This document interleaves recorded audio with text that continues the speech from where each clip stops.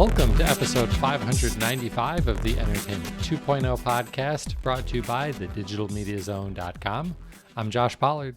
And I'm Richard Gunther, and this is the show that puts you in control of your favorite movies, music, shows, games, and audiobooks. We should just put that in there.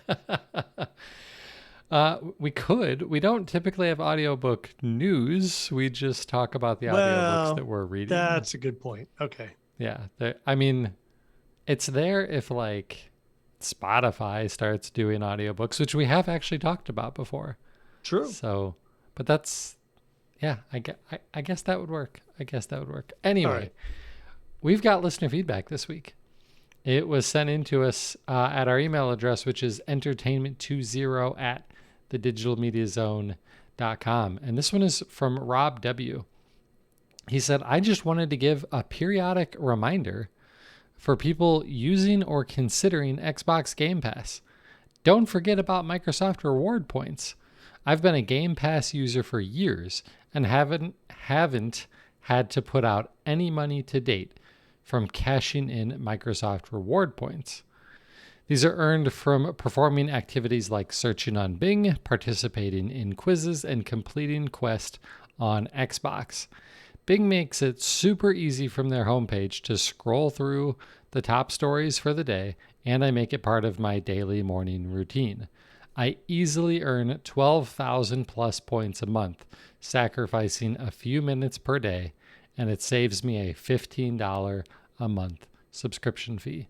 Nice. Yeah, this is a good tip. Like we've talked about it in the past, but it has been a while, and I have friends that do this too. And I use Bing and Microsoft rewards and stuff like that.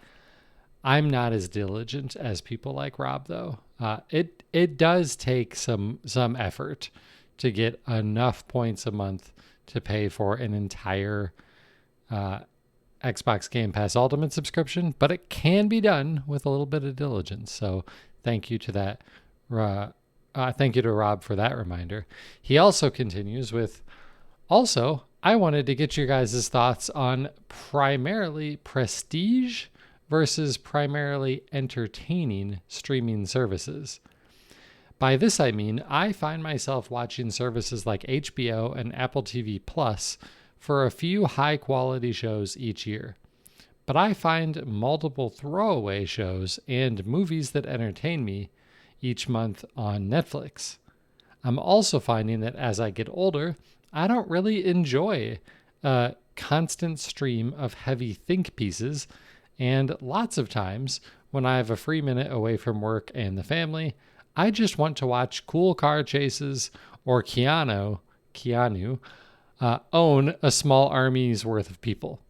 Luckily, I can afford both types of services, but if you had to choose, which one would you go with? I'm going to throw it to you first, Richard. Wow. Yeah, I'd go for premium. Why? I know. I'm even recently talking about watching Bob Newhart because I just like to be able to pull up to 30 minutes of fun. And there's a lot of stuff out there that I could enjoy, but I don't think that there's as much there that I have truly loved.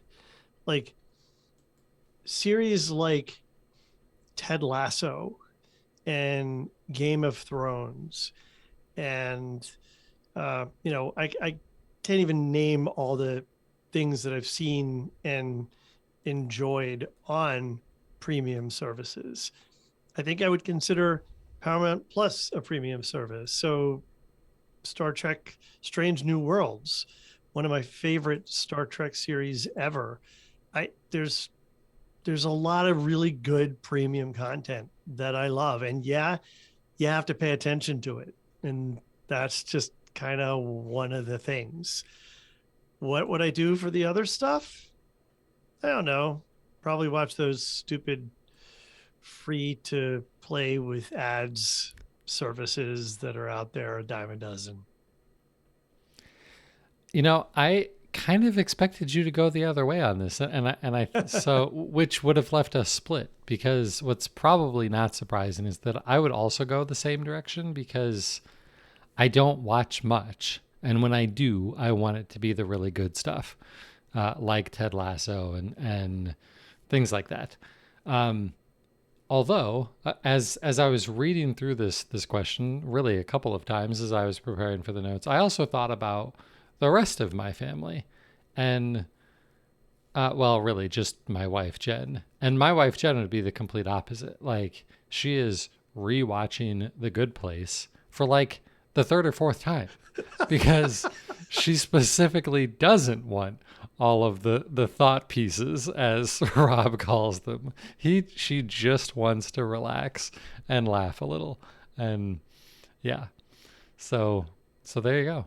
Yeah, you and me alike. We would both be on the what he calls primarily prestige viewing services. I like that.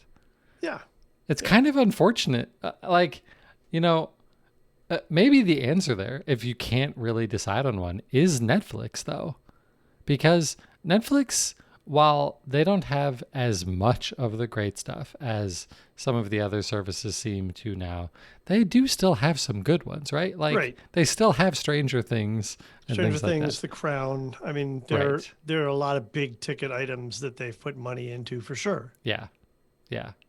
But great question. Thank you for writing in, Rob, with your great question and your tip for everybody. If you'd like to get a hold of us, all of our contact information, we'll go over all of that again at the end of the show. So we'll jump into the news. There's not a ton here this week because it's August, and that's how August goes. So in the video side of things, we have Roku bringing the Paramount Plus subscription service to the Roku channel. And I feel like this requires a little bit of explanation, because people might be wondering, well, what is Roku channel? And wasn't Paramount Plus already available on Roku devices? Yeah, so a little bit of background here. Roku channel, it's a free, I guess you'd call it an app on all of the Roku devices. And it's basically there to serve a couple of purposes. One, it provides access to hundreds, literally hundreds, of live linear streaming channels. And most of this is that free ad-supported stuff that Richard said he would watch if he only got to have Apple Plus. Apple TV Roku, Plus, but not on Roku. Not on Roku. Right.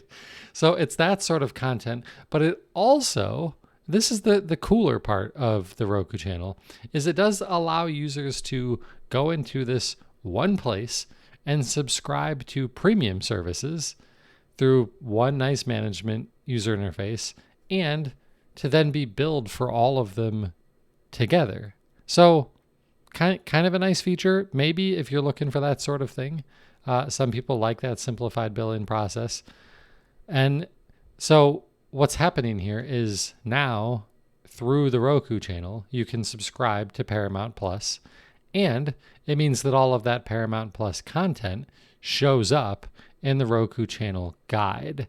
And Paramount Plus has live sports from the NFL and UEFA, that's soccer in Europe. They've, of course, got live news from CBS News. You've got live TV from your local CBS affiliate in some markets, not all, but in some of them. And it all just comes together in this nice little interface. It doesn't cost you anything extra either. You know, you're not paying extra to sign up and have these features or anything like that. It's still the same. Paramount Plus has two tiers. There's Paramount Plus Essential, which is $5 a month, and that one is also ad supported. Or if you don't want ads, you can pay $10 a month for Paramount Plus Premium. I never realized the 3P alliteration there, but I kind of like it. And so that's what you're getting here. So if you're a Roku user, like, it's a nice way to get access to the Paramount Plus stuff on your Roku device. And if you're looking, if you're going to CBS for a lot of this type of content, there's really no reason not to do this because it doesn't cost you anything extra. And in theory, it's easier to use and easier to manage. Yeah, the one thing that I want to remind people about is that if you do this, then you're not going to be able to, let me say this differently. If you do this, then this content is integrated directly with Roku. And out of the gate, like just by default, you wouldn't then be able to go to Paramount Plus on other services to watch Paramount Plus content, like to the Paramount Plus website or app on some other device. However, remember that we had a caller who reminded, or a listener who reminded me that there is a way to create a Paramount Plus app account and tie it to your existing subscription through these third-party channels. So that is a way to do that. But because it's a channel that's integrated with Roku, you don't inherently just immediately then have the ability to go and use Paramount Plus on other devices, Including like your mobile devices. including your mobile devices. Right. That's a really important thing to point out. I didn't even realize that or didn't remember But that. again, remember there is a way, and maybe we should probably put a link back to our episode where we talked about that. Yeah. Yeah. Good idea and good tip.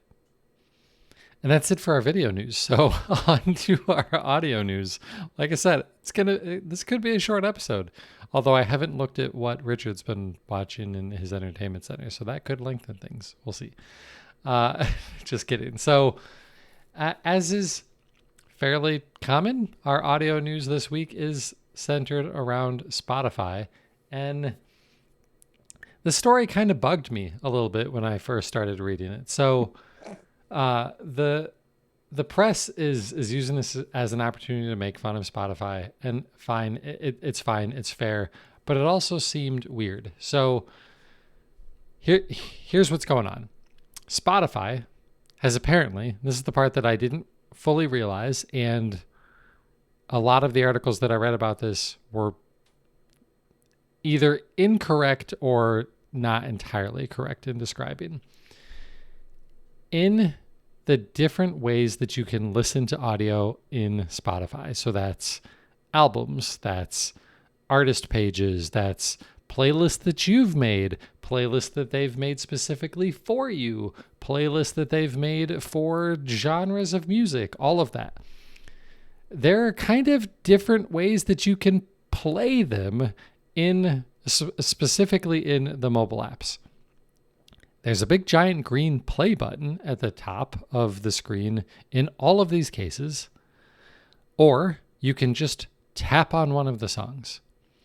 In every situation, especially if you're a premium subscriber, if you just tap on a song, it's going to play through those songs sequentially from where you picked from the song that you picked.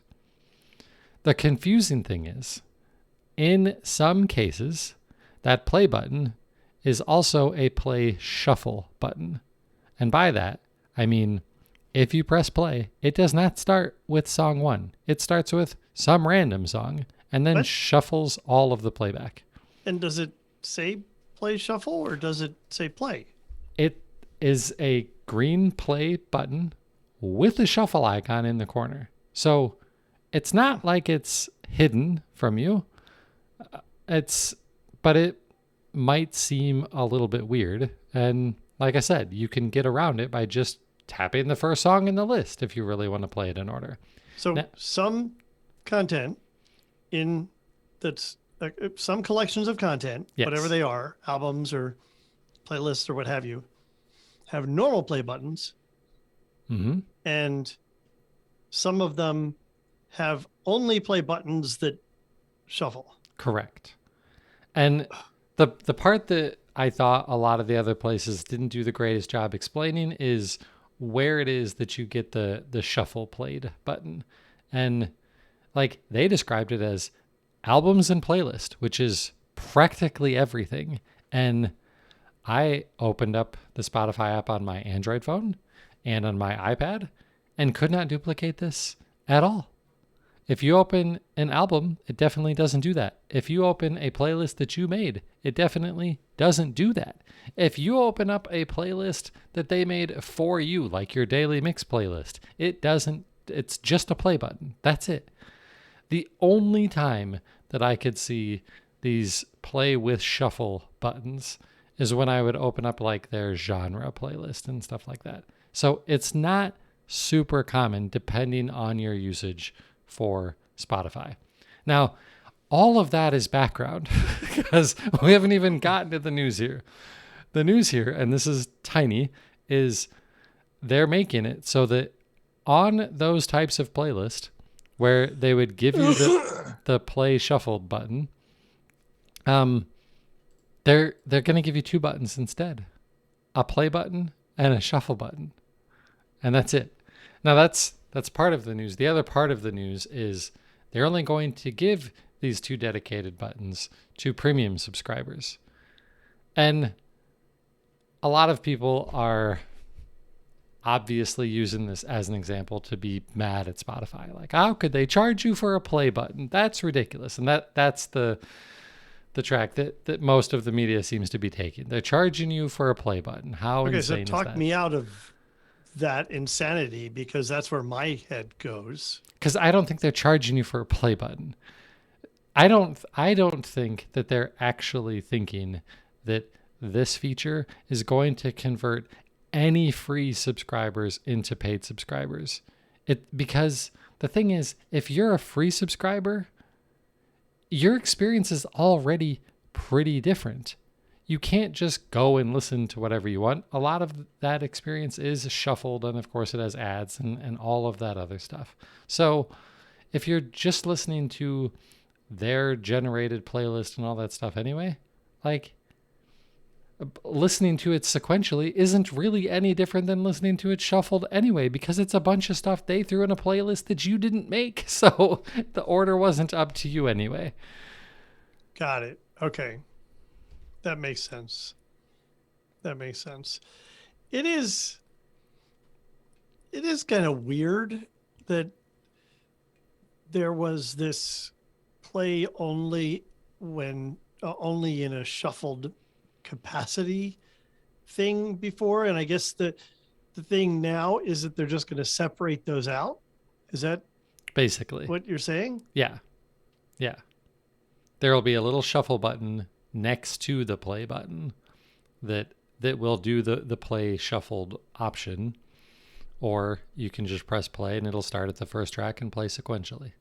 Except on albums from artists with pull that don't want their albums shuffled. Right. Except for Adele albums. Right. I didn't want to say that. Yeah. Although, yeah, I guess I wonder. I'd have to go back and look at our coverage from that a couple of months ago when all of that came about. And that is something else worth pointing out while we're talking about this.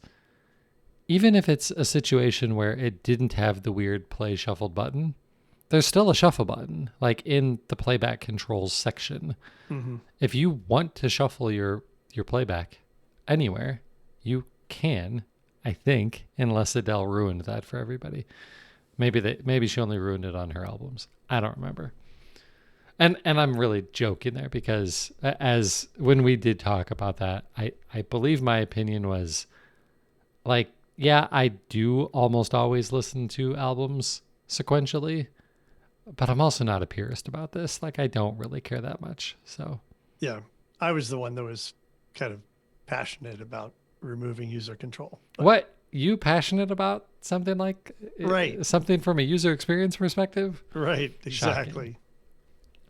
So that's coming soon for all of you premium subscribers out there to Spotify. You will have even more control over how you play back things. Okay. So let's move on with some gaming news. And much to Richard's chagrin, we have 3 gaming stories where we've only had one video and one audio. And Richard, I would like to point out there were gaming stories that I could have included and didn't because I was like, there's already 3 to the other Yeah. 2. So hopefully, I think these are the most important ones. So the first one is by far the most interesting, and that is that Logitech, that does make a lot of PC gaming hardware, and Tencent, which is a massive video game publisher based out of China, are getting together and making a handheld gaming device. And when I say that, you should be thinking things along the lines of like the Nintendo Switch or the Steam Deck. You know, something that you would hold in your hands, has video game controls, physical controls on it, and a screen. The difference here, unlike the Steam Deck or the Switch, is that this is targeted at cloud gaming. And they're partnering with Xbox for their cloud gaming service and NVIDIA GeForce Now for those of you who just want to stream PC games in the cloud. And the only other thing that we know about this, because we don't have pictures, we don't know anything about the hardware, the only other thing we know is that they're saying it'll be out this year. This year, when it was announced at the beginning of August. Do you believe this for a second that it's coming out this year, Richard? You know, I don't really know enough about this to have an opinion on it. I saw this announcement and I was just kind of like, yeah, okay, Logitech doubling down on their play on gaming. I wish they still made remotes instead. That's fair. Yeah. So I have seen a lot of, I mean, this will surprise you, but I've seen a lot of people posting in comment sections with very misguided opinions. So I've seen a lot of people going, well, why would they do this? Why don't you just buy a Steam Deck? Well, because a Steam Deck is really expensive. A Steam Deck is like $600. I would absolutely expect this thing to be maybe a third of that cost, because it's essentially just probably, and this is all speculation, of course, but this could just be essentially a mid-range Android phone with nice controls on it, because it's just cloud streaming. It does not need to be a super powerful device. Yeah. Yeah. But still, given all of the supply chain issues and chip issues and everything else, you have to think for them to really expect that they're going to get this out this year, this had to have been long in the making. Oh yeah, for sure. But it's also like, it's not just Logitech here. It's Tencent, who's got so much money in China. So that's what gives me a sliver of hope that it might actually come out this year, and a fair amount of hope that it is going to be a reasonably priced device. Like, I could see this being $199. Now, I could have seen that a whole lot more a year ago, before inflation really skyrocketed, driving prices of lots of things up a lot. So maybe now it's more like $249. But I still don't think that's a bad price for what you're getting. Now, the other argument against a device like this is, well, I already have a phone that does this. Like, you're describing a phone, and hey, Josh, guess what? I've got a phone. I don't need a separate device for doing this, except that you get the controls built on. Physical controls. Physical controls, right. Like probably analog thumbsticks, lots of buttons and triggers and stuff. I would expect all of that to be there and to be pretty decent and comfortable, hopefully. And the fact that it's not your phone means you're not killing the battery on your phone to play, which is also a really nice thing. So I think that this is a really intriguing device. And it's not like it's a brand new revolutionary thing. Like there are devices like this that are already available from lots of Chinese companies that you've never heard of. But they're typically like just straight up cheap Android devices with really crappy UIs over them and maybe not the greatest game control, like the physical controls either. Right. And with Logitech on board helping with the hardware side and Tencent on board probably primarily as the money behind this operation, but also in some of the software potentially. I think that this sounds like it's got a lot of potential. You're saying that that was potentially the biggest question. My biggest question is, will it last? Right? Like if this doesn't take off and either Logitech or Tencent decide not to continue to support it, what does that mean? Hmm. Yeah, like does this just become a brick? Yeah, it's a good question. Hmm. Yeah, because you'd have to think that they are probably building their own custom UI for this that's connecting to xCloud and to NVIDIA GeForce Now. I also think that it's incredibly likely that it's being built on top of Android. And if that's the case, I would expect that within a couple of weeks, people have found ways to hack this thing to just run Android and to just run regular Android apps, right? Yeah, good point. So if you buy this when it first launches and 6 months later, Logitech and Tencent decide they're done with it, the hacking community will probably have your back and you're going to be able to load whatever Android software you want on this thing and still be able to use it to your heart's content. Yep, good point. Yeah. So I'm excited. We'll wait to see what we get out of this. And I'm excited just for the possibility. It's not something that I would actually buy because I just don't do that much cloud gaming. I work from home, so I barely leave my house. And I have an Xbox Series X. So what reason do I have to really do that much cloud gaming on a mobile device? Not much. But for a lot of people, this does make a lot of sense. So, What does working from home have to do with that? well, it means that I don't like if I wanted to play video games on my lunch break, I can use the Xbox that I have hooked up to my giant TV at home. Ah, Or it also means, I guess it's more of an and than an or. And I don't have a commute. So, yeah. for if you're taking the train to work every day, then maybe you're playing games on your phone on the train. I Yeah, don't yeah, have yeah. that because I work from Got home. it. Yeah. My commute is the 12 steps down the hallway. So, yeah. All right. Well, let's move on to the second story. And this one, really, these last two are both pretty quick ones. So, about a month ago, Samsung rolled out the Samsung Gaming Hub, which was announced back at CES in January.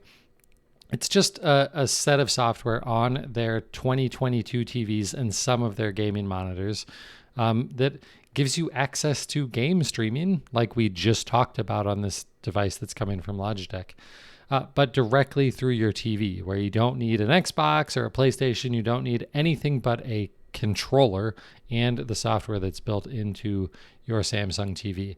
And when it launched about a month ago, it had Xbox Game Pass support, it had NVIDIA GeForce Now, and it had Google Stadia. And now they're adding Amazon Luna. And this is kind of important for two reasons. The first reason, well, it basically completes the offering. That's all of the big services now. So, and the other one is that of all of these game streaming services, a lot of people, not me, because I haven't tried all of them, but a lot of people have said Luna's the best. Like in terms of low latency and things like that, Luna has it the best. Lower latency than all of the other services. Some services like the xCloud game streaming, it's at a fairly low resolution. So Amazon Luna is definitely a service worth checking out if you're into this sort of, you need this or you want this because you are still having a hard time finding a new PlayStation or an Xbox. You can go to Amazon, buy an Amazon Luna controller for roughly $50 and just start streaming major, AAA games on Amazon Luna service right on your Samsung TV. Nice. I obviously haven't considered getting any of these services, but as you're talking about this, and I'm thinking Amazon gaming, but yeah, it's not that. It's Amazon servers. Yeah, Amazon knows how to do servers, right. They're basically the back end for like half the internet with their servers. which is pretty much how they make their money. Yeah, for sure. For Disclaimer, sure. my Amazon stock. Right. Yeah. So good service and now even easier to use through Samsung TVs. And previously, the only way that you could use Amazon Luna on a TV was if you were also using an Amazon Fire TV device, like a Fire TV stick or something like that. And now you don't even need that to stream Amazon Luna games. So that's cool. All right, the last gaming story, quick update from PlayStation 5. Really, they've spent this year trying in some ways to catch up to Xbox, just in some ways. And here's another one. They are now finally adding 1440p support. And you might be thinking, well, who cares? Like TVs aren't in 1440p. Well, a lot of gamers care because they don't have their consoles hooked up to TVs. They have them hooked up to the same gaming monitor that they have their PC hooked up to. And quite frequently, gamers are using 1440p monitors because it's a really nice middle ground in between 1080p and 4K. So you can get somewhat higher resolution, but especially if you're a gamer and don't want to pay $5 billion for a GPU that can drive a 4K monitor, then you go for the 1440p option. So this is a feature that launched on the Xbox Series X and Series S back in 2020. That's why we're kind of gently poking fun at Sony for finally releasing this on their console, but it's nice to see that it's here. There is still one caveat, though. Variable refresh rate, which is the other thing that we were waiting for Sony to finally release, and they did finally release it a couple of months ago on the PlayStation 5. It doesn't work at this resolution. The PlayStation 5 only supports variable refresh rate at 1080p or 4K. So if you've got a 1440p gaming monitor, it supports variable refresh rate. That's what kills me here. So hopefully they're going to fix that eventually, but in the meantime, you won't have that. Also, considering that Sony didn't support 1440p until, roughly now, a lot of games don't support it either. And, your game will have to natively support 1440p for you to run it at a native 1440p. But for the games that do support full 4K resolution, which is obviously lots of them, then it will use super sampling to increase the anti-aliasing and give you a better looking picture on your 1440p display. So there's plenty of good things to see, to be excited about here if you're a PlayStation gamer on a gaming monitor. But unless you're in the beta program, you're going to have to wait just a little bit longer because it's out in the beta program now, but that means probably just a few more weeks before it's released to the general public. Cool. All right, Richard, you made it through the gaming news. You even had things to contribute to most of them. I'm so proud of you. A little. All right, so Richard, what is going on in your entertainment center? All right, I finally set up my new 65-inch LG TV. It's beautiful. I love it. I'm so happy with it. Setting it up was a royal pain in the tush. Really? What was so difficult about it? Do you remember when you used to be able to buy a TV, bring it home, plug it in, turn it on, plug something into it? It just worked. Do you remember those days? I do remember. It's been a while, but I do remember those days. They were not that long ago. They really were not that long ago. Now you turn on your TV and okay, the first thing it asks you for is what language do you want? That's fine. It was sold in the US, so it defaulted to English. And then I had two options for how to set it up, either with their Think app, Think spelled with a Q, Yep. THINQ, Right. or on screen. And I thought, well, clearly I want to use the app because I don't want to have to type passwords on the big screen with my remote. That's going to be a royal pain. For sure. So I go the app path. What a friggin' disaster.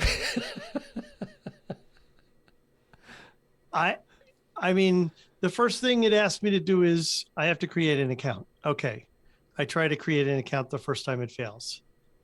It didn't actually fail though. It created the account. So when I go to create an account the second time, I can't because it's already there. I have the email confirmation that that worked. So, okay, I'll sign into my account. So I sign into the account and now it's scanning for devices and it sees a TV. I tap the TV on the screen on my phone. Nothing happens. Nothing happens. Nothing happens. I tap it again. Nothing happens. Stop the app, start again, sign in, scan for devices. It finds a TV. This time the TV shows up with a name, some ridiculous serial number next to it that was apparently on the screen on the television itself, and I hadn't noticed it. But okay, yeah, they're the same thing. Let's select that one. So I select it. Nothing happens. Nothing happens. Oh, and then it comes up with, I mean, it just seemed like nothing was happening because there was no interaction whatsoever. App building 101 when I pressed the item in the list. So it eventually came back and said, okay, enter the code that's on the screen. So I'm like, okay, I go to enter the code that's on the screen and it times out. So I start again. And this time I get one step further. I get the code that's on the screen. It takes it. Now enter your Wi-Fi password. Well, I have to go get the Wi-Fi password because I don't know it off the top of my head. It's a strong password. In the time to go get it, it timed out. I eventually got my password in. It didn't work. So I figure, screw it. I'm done with this. I am done with this piece of crap app. It clearly is not going to do what I need it to do. So I did it on screen. And that is a lot of screens and agreements. You're agreeing to all this stuff. It tries to trick you into agreeing to more than you really need to agree to. So I select the things that I'm willing to agree to. I click through. I eventually get it set up. Now I'm going to set up my devices. What devices do you have? Through horribly broken English messaging on the screen, it prompts me to try to select the devices I have. I search for Google because I have a Chromecast. It doesn't know what that is. It doesn't know what, like, the third most popular streaming device. What's this Google? Is this some new startup? Like, It's a dumb name. Google. What's that? Like one of the 100 zeros after it? I cannot believe it. I did pull up their on-screen thing to see if I wanted to even use it. Remember, I used to like WebOS. It was kind of cool. It had that blade Mm-hmm. metaphor that was a little bit different from everyone else. Now it just looks like everyone else. Remember when we talked about how Amazon's changing their interface to look just like everyone else? That's exactly what the LG interface looks like now on the new WebOS.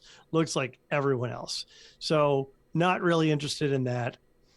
I wanted to try using the Google TV because Edward has been sick of the touchy remote for the Apple. Even though it has the dial, there's some apps we use, or the D-pad, there's some apps we use that need the touch control. So I have to enable that. And it just makes that remote really difficult to use. It makes it way too touchy. So I figured, all right, let's go to Google TV. We're comfortable with that at the beach. It works for us there. We're using YouTube TV, so we would have integrated TV recommendations in the main interface, which would be nice. So we did that. I have that set up, and we have audio delay that I can't figure out. What? Never had it with the Apple TV, but on YouTube TV stuff, on the Chromecast, on Google's TV service through Google's device, we have audio delay. Not the other services, just YouTube TV. So I don't know what's going on there. Wow. Yeah, I need to figure that out. We may end up going back to Apple TV. I don't know, but I'm going to give it a try for a little while and see how it goes. Anyway, so setting up a TV, much harder than it really should be, in my opinion. All right. So, Well, you're probably wondering why I didn't prepare you for this because we have the same TV. The answer is I didn't do like most of the crap that you just did. I definitely didn't do the mobile app because I was a little leery of what that mobile app would be like. yeah, And two, I didn't do any, well, I mean, I did the required stuff, obviously, selecting the language and things like that. But I didn't go through that crap of telling it what devices I have and all of that. I don't care. I'm not going to use your interface.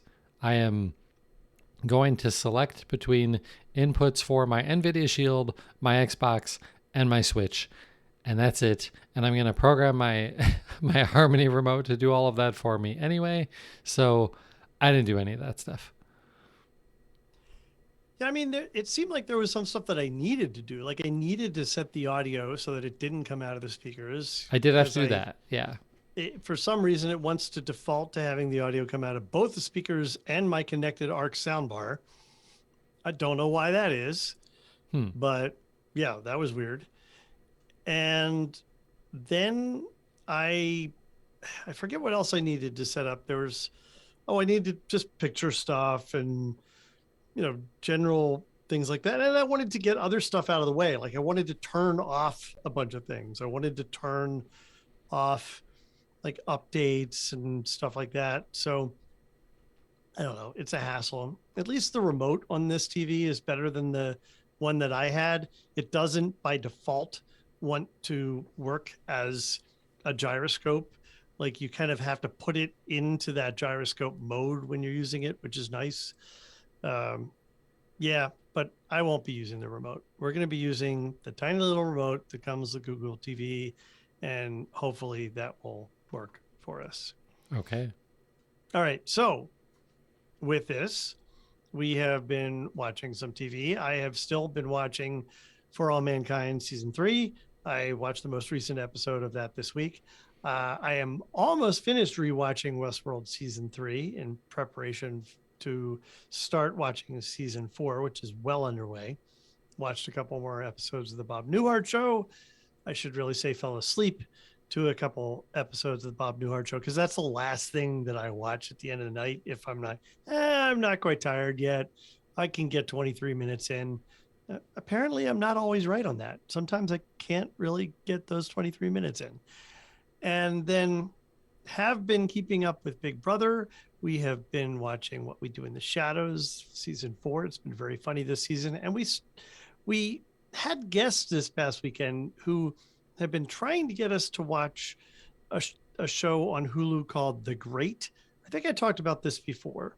This is a comedic look at the life of Catherine the Great or Ekaterina in Russia, and or it is irreverent and entertaining. And Edward has a really hard time with it because he really knows this history Hmm. and isn't so much enjoying that they poke at it and they take liberties, and it's not quite the way he knows it. So, yeah, anyway. That sounds like it may not be the most enjoyable watching experience for either of you. Right, as a result of that. Right, Right. exactly. Exactly. Something that is usually enjoyable for us, and I always forget to mention this, we don't watch late night shows, but I do occasionally try to catch the closer look segment from the late night show with Seth Meyers, and we've been watching a lot of those on YouTube. He was just on vacation and came back, and we have started watching those again. So I always enjoy those. In terms of movies, we watched only one. We rewatched Ratatouille.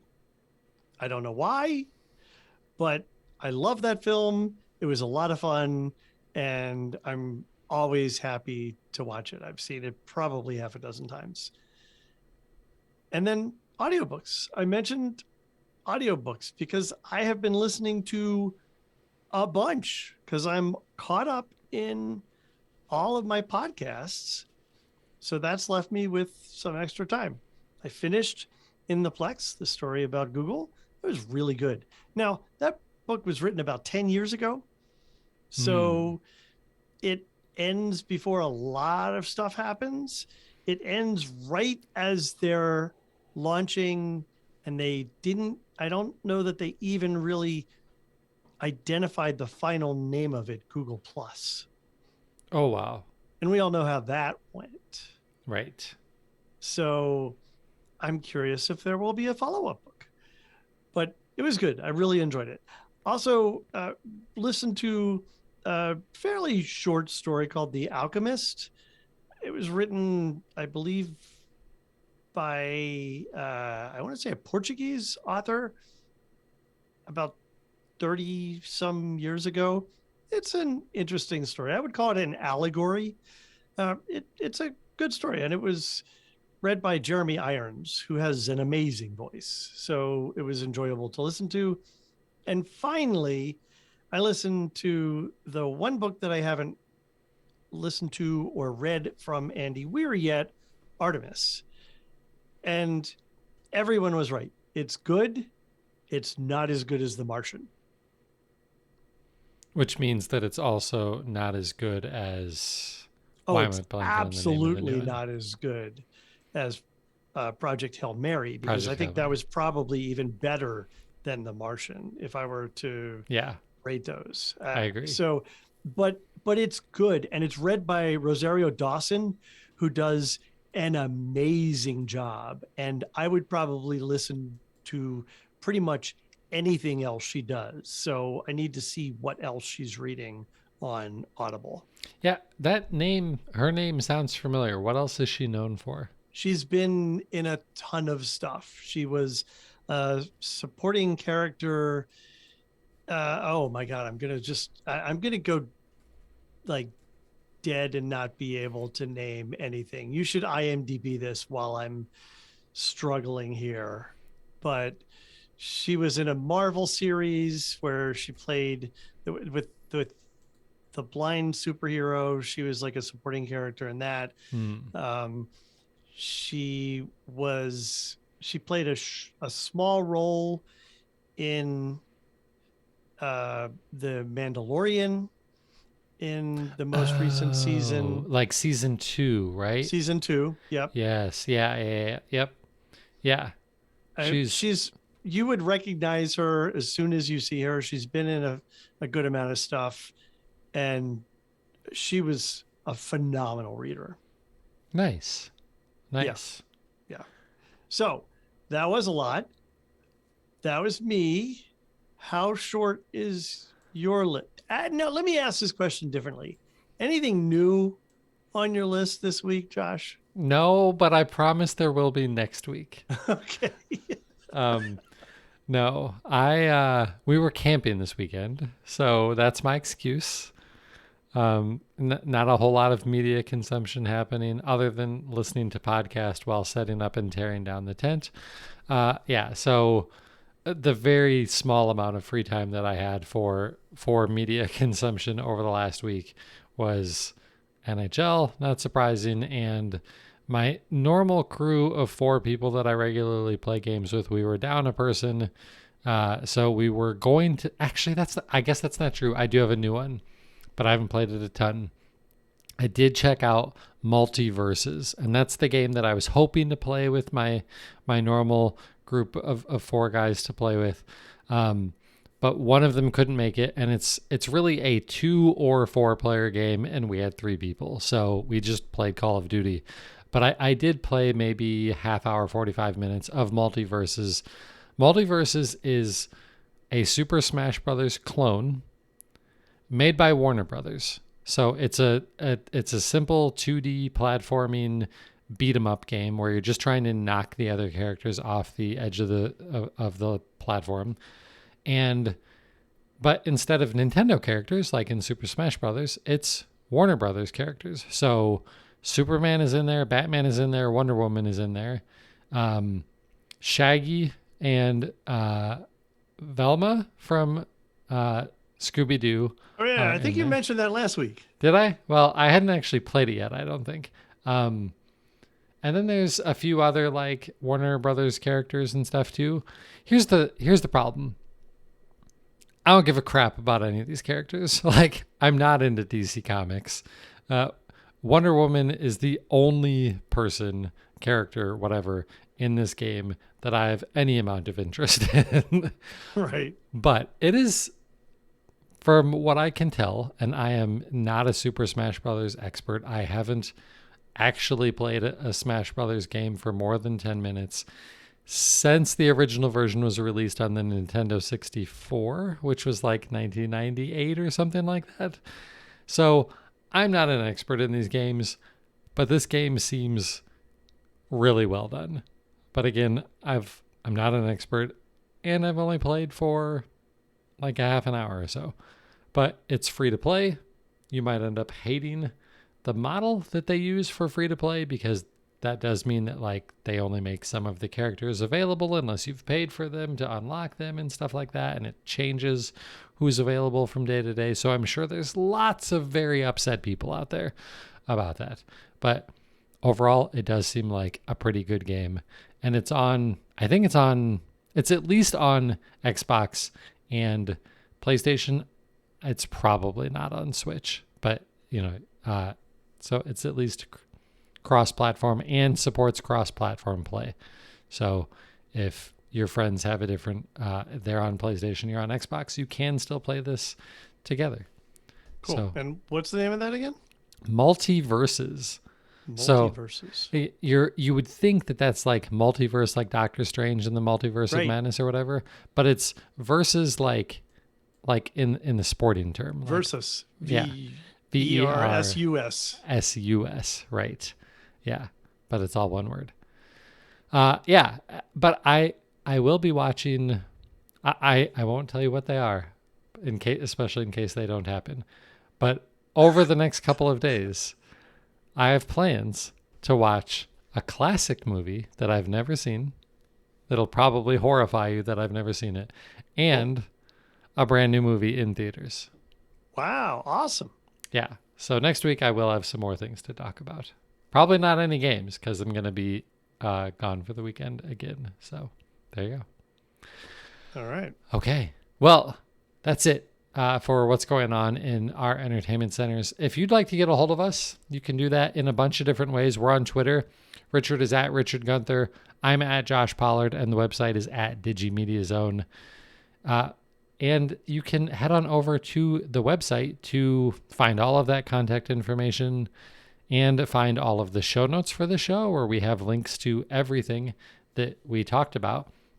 You can also go there to stream the live show. We're getting back in the habit here of doing this live streamed using Twitch. every week. Sometimes it's Tuesdays, sometimes it's Wednesdays, but it's still there over at thedigitalmediazone.com/live to get straight to it. While you're there, you can also check out the other podcast, one of the other podcasts that Richard does called Home On. What's going on with Home On, Richard? Yeah, so as I mentioned before, the last episode we did was about this do it for me space where people turn to professionals to help them with stuff, not like come in and make my home smart, but just with specific projects. Well, in an interesting turn of events, in our next episode, I'm going to be helping a buddy of mine who's buying a new home and wants to plan out what to put in his new home. So I think that's going to be a very interesting conversation. I'm looking forward to that. That sounds like a lot of fun. Cool. Can't wait to listen to that. So that's lots of ways that you can listen to us. You can also watch us because I'm also trying to do a better job of getting the video that we record while we're live streaming this thing up on YouTube. So you can get a link to that over at the website also. And if you do check it out over on YouTube, please hit that subscribe button and ring the bell or whatever it is that the cool YouTubers are saying nowadays to get notified because the video version is even more fun. So that is going to do it for episode 594. He's Richard Gunther, and I'm Josh Pollard. Thanks for listening to Entertainment 2.0. Adios. Goodbye.